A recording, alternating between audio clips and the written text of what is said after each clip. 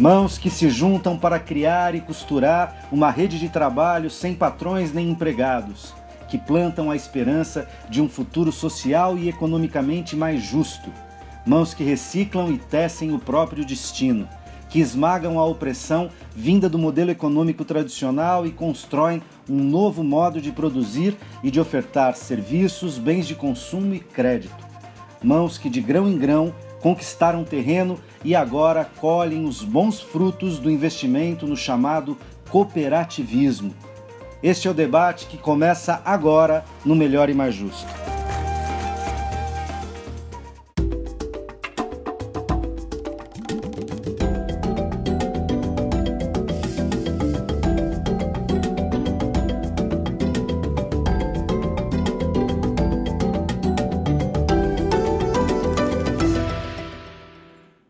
Melhor e Mais Justo ao vivo pelo portal tvt.org.br para discutir o papel e os desafios do cooperativismo na economia brasileira.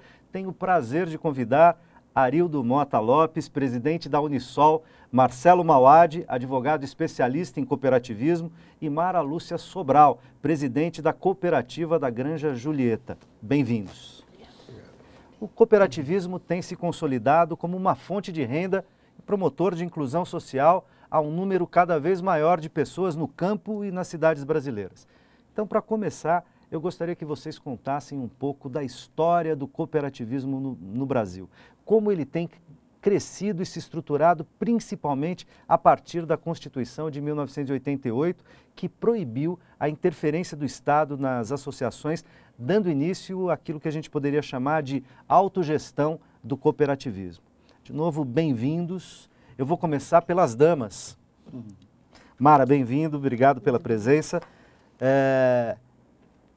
Como o cooperativismo está no Brasil hoje? Como é que é essa história?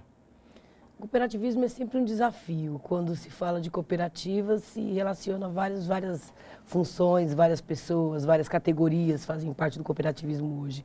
Antigamente todo mundo tinha uma visão que quem queria trabalhar em cooperativa era pessoas que não queriam comprometimento, que não queriam responsabilidade.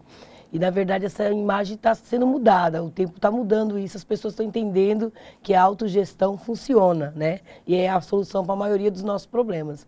Mas ainda é um grande desafio fazer parte de uma cooperativa, né? Tanto juridicamente, para construir novos cooperados, para aderir outras pessoas nessa ideia de renovação, né? Tirar esse patronismo de cima do grupo. Né? Tem uma cultura forte, existe, né? Uma da cultura hierarquia de alguém manda e alguém obedece, é a cultura brasileira. Né? Essa ignorância é do nosso povo todo em geral. Então é muito difícil, muitas vezes você chega um cooperado novo, ele vira para você e fala assim: bom dia, a senhora quer um café? É muito difícil desconstruir isso, mesmo com nós no dia a dia, né? Fazer ele entender que ele é sócio, que ele tem direito, que ele tem dever, né? E muita gente tem mesmo preconceito, associa a cooperativa à falta de responsabilidade, né? A falta de comprometimento, a falta de crescimento, acha que porque você está numa cooperativa você não vai ter um ganho justo. Como se fosse um trabalho menor. Isso, é uma ignorância de cultura mesmo, diminuindo, sabe? Quando eu falo que eu trabalho numa cooperativa, a pessoa, mas você não arruma um emprego? É muito complicado isso, né? E eu estou numa cooperativa, salvou minha vida o trabalho do cooperativismo, mudou a minha visão de vida, né? Eu vim de uma inclusão social, apesar de que as cooperativas, também é um mito que criaram, que as cooperativas fazem só questão social, né? Só trabalha com um grupo que tem menos condição. Não, a cooperativa é uma porta aberta para todas as pessoas hoje no Brasil. Para todas as classes, para todas as importâncias, para até quem tem suas limitações, para quem não tem, para quem virou advogado, para quem é faxineiro, para quem cata papelão como eu. Então cada um tem a sua função, cada um está atuando muito bem no Brasil nessa área. Eu acho que dá para ver pelas estatísticas, a gente pode ver pela coleta seletiva, né? Que todo mundo fala, não existe coleta seletiva em São Paulo, mas esse 1% que existe é feito pelas cooperativas e pelos catadores avulsos, carregada a duras penas e a duros braços. Então a gente somos capazes, o cooperativismo veio para mudar mesmo, é uma ideia que eu tenho certeza que vai mudar muita coisa ainda no Brasil, vai derrubar muitas barreiras. E nós estamos aí na luta para fazer as pessoas ter esse outro olhar para o cooperativismo, né? Maravilha. Esse olhar sem preconceito. Deixa eu botar os moços na conversa também.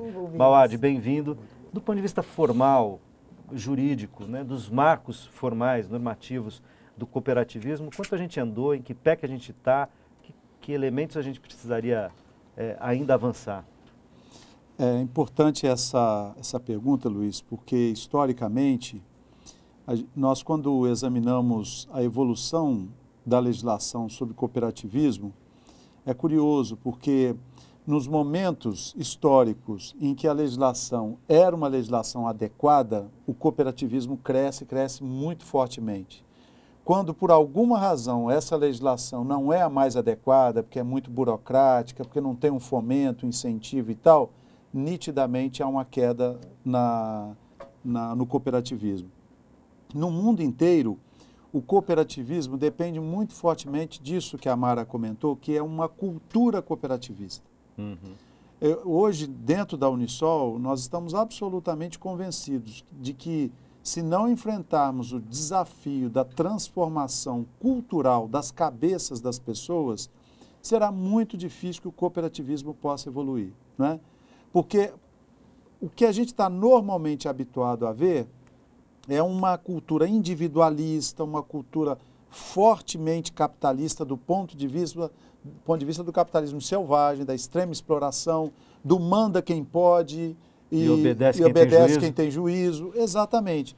E quando a proposta é de reunir pessoas, conforme foi dito, para que elas possam discutir os seus problemas, criar uma empresa, gerir a empresa e fazer a empresa funcionar, trabalhar, etc., com autonomia, com autogestão, isto é, são trabalhadores e, ao mesmo tempo, os donos do negócio. São trabalhadores que assumem os riscos da atividade. É muito difícil. Do ponto de vista formal, conforme você perguntou, hoje nós ainda temos uma burocracia muito intensa. As cooperativas são constituídas no âmbito da junta comercial. Recentemente, o Arildo sabe disso, nós enfrentamos aí mais uma dificuldade de um registro adicional num órgão privado. Felizmente, graças ao trabalho da Unisol, isso foi revogado. Há realmente bastante exigência em relação a isso, um custo elevado, demora na efetivação desse registro, né? E justamente o crédito, que é o mais difícil, porque nós estamos falando de empreendimentos econômicos, que não sobrevivem sem crédito. Sabemos disso. O capital de giro e tudo mais. Precisam ser financiados. Precisam ser financiados. No mundo inteiro é assim e aqui no Brasil também. As empresas, e no nosso caso estamos falando de empreendimentos cooperativistas, precisam ter o capital de giro. Então, nós temos um período, infelizmente isso já melhorou um pouco, mas ainda precisa aprimorar mais. Nós temos um período para os registros, depois o início de atividades, aí dependendo do ramo, adquire matéria-prima, transforma, vende, dá um prazo para o cliente, ou seja, um momento em que não há crédito e justamente há bastante despesa, etc, etc. Então, há realmente alguns desafios ainda a serem enfrentados do ponto de vista formal, dos registros das cooperativas. Sim, dos marcos legais. Dos marcos legais, da sua segurança jurídica, não é? Mas eu queria destacar, nessa nossa primeira conversa aqui, eu queria destacar isso.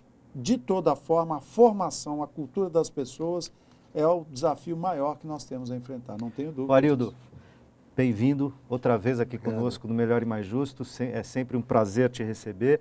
E eu queria aproveitar aqui uma fala do Mauad e também da Mara, indicava o seguinte, que classicamente no capitalismo você tem o dono dos meios de produção e aquele que vende a sua força de trabalho. Então, o proprietário e o trabalhador, tá certo? No cooperativismo, o que você tem é que o proprietário é o próprio trabalhador, né? E não um proprietário, seria um negócio individual, mas um coletivo de trabalhadores que são donos do seu próprio negócio, seja qual negócio for, tá certo? Essa é a lógica do cooperativismo, pelo menos do cooperativismo efetivo, verdadeiro, porque também no Brasil se fez iniciativas chamadas de cooperativismo, que na verdade era um modo de, chamava-se de cooperativismo, mas na verdade tinha também uma hierarquia e com legislações que exploravam o trabalho do mesmo modo, né? A gente sabe, por exemplo, que a Unisol, etc., nasce de um momento de crise econômica aqui no ABC, tá certo? Onde empresas fecharam e tal, e os próprios trabalhadores assumiram essa tarefa e construíram uma perspectiva do cooperativismo. Como você vê o cooperativismo do ponto de vista dessa alternativa em termos do modelo econômico vigente no Brasil? Olha, é bastante interessante, Tutu. Primeiro, eu estou muito feliz de estar aqui com a Mara e com o Mauad e também poder fazer um debate com os telespectadores, né, isso tudo. Então, é importante a colocação da Mara, a sua e do Mauad nessa intervenção, porque eu digo, nós avançamos bastante no cooperativismo no Brasil, mas nós temos que avançar mais, né? A grande questão hoje está colocada para nós, eu acho que quando nós começamos tudo isso, nós, dos empreendimentos de economia solidária, teve todo aquele papel, o papel da formação, né, da autogestão, e a gente avançou bastante. Mas nós temos alguns desafios que precisam ser superados. Eu digo que os nossos desafios hoje são outros. Um dos desafios grandes é a formação, mas uma formação qualificada, as demandas são outras, né? As demandas são outras. Quando a gente discute a questão do crédito, não é aquele crédito de capital semente. Hoje nós necessitamos de crédito mais robustos. O que é capital semente? Capital semente é aquelas cooperativas que você coloca um pequeno capital, retornável ou não retornável, tá certo? Que a cooperativa consegue dar um empuxo, consegue tocar a vida. Então, na Unisol hoje, em outras instituições no Brasil, instituições parceiras, a gente está discutindo neste momento com o BNDES, com o governo federal. A Mara pode se aprofundar também um pouco nisso depois, que ela vai falar especificamente, que eu acho que é importante, a questão dos catadores, mas nós, das empresas recuperadas, das agroindústrias, nós temos feito um debate, eu sempre digo aqui no programa, e é verdade, até que para as pessoas que estão nos assistindo, nós temos feito um debate com os entes federativos, seja com o governo municipal, estadual e o governo federal. Por quê, Mauad? Porque está ligado no intuito de não dá para dialogar só com o governo federal se o governo municipal não tem uma política de desenvolvimento para o cooperativismo e para a economia solidária. Tudo. Então, assim, nós vencemos várias barreiras. Hoje, eu digo com muita tranquilidade, o cooperativismo no Brasil, olhar num contexto geral, a gente tem dito isso, esse ano aí de 2013 deve-se chegar a 8% do PIB. Claro que o agronegócio tem a sua força, né, tem a sua força nesses 8%, e eu digo, viu, Mauad, nós devemos chegar a 2%, compondo esses 8%, seja da agricultura familiar, seja dos catadores, seja das agroindústrias, ou seja das empresas recuperadas. Então nós temos um avanço nesse sentido. Mas, quando eu digo de formação, nós vencemos toda a etapa. Eu digo que quando nós começamos as cooperativas, até difícil de dizer isso, se pratica mais solidariedade. A partir do momento que o empreendimento começa a se estruturar, a gente começa a ter dificuldades na solidariedade, na participação mais efetiva. Porque começa a haver uma disputa interna ou por outras razões? Não só disputa interna sempre há também, tá certo? Mas também cria-se outras necessidades, aonde muitas das vezes os próprios sócios cooperados, né, não quer fazer os fundos necessários para que a cooperativa tenha uma vida de médio e longo prazo. Então, a gente discute com muita tranquilidade isso, né, depois de alguns anos, né, Mara? Então, assim, nós temos, eu digo, tem 3 tipos de cooperativas ou 3 tipos de empreendimento de economia solidária. Existe aquele empreendimento que está na fase de organização, este precisa de apoio fundamental dos entes federativos e de parceiros nacionais e internacionais. Existe aquelas cooperativas e aqueles empreendimentos de economia solidária que estão numa fase que é possível adquirir crédito de médio porte e consegue retornar uma parte destes recursos, e existe aquelas cooperativas totalmente já estruturadas, seja do agronegócio, né, seja da agroindústria, da economia solidária, ou seja das empresas recuperadas, que têm condições, Tuto, de acessar um Banco Nacional de Desenvolvimento, consegue acessar um Banco do Brasil ou qualquer outro banco e consegue retornar, né, o dinheiro para fazer investimento. Então, assim, a gente vive essa fase. Eu digo não é de todo mal, mas nós precisamos avançar ainda mais. Então, é um grande debate que a gente está fazendo hoje no nível nacional com todos os setores do cooperativismo. Mara, do ponto de vista dos catadores, isso que o Arildo estava nos falando, quer dizer, quais são esses desafios, tanto de crédito quanto de organização interna, perdão, e também em relação a esses tamanhos, quer dizer, há diferentes grupos e cooperativas com diferentes problemas também entre os catadores? A cooperativa de catador é bem mais complicada, porque ser catador você já tem um preconceito por ser catadora de papelão. Porque todo mundo conhecia como o homem do saco. Se você não estudar, você vai puxar carroça. Então, já o catador era confundido com mendigo, né? Com a pessoa em situação de rua, tudo. Pessoa em situação de rua. Antigamente, dito mendigo, já veio, né? com peso. Então, quando eu me tornei catadora, foi um grande desafio. Eu não conseguia emprego, porque sou analfabeta.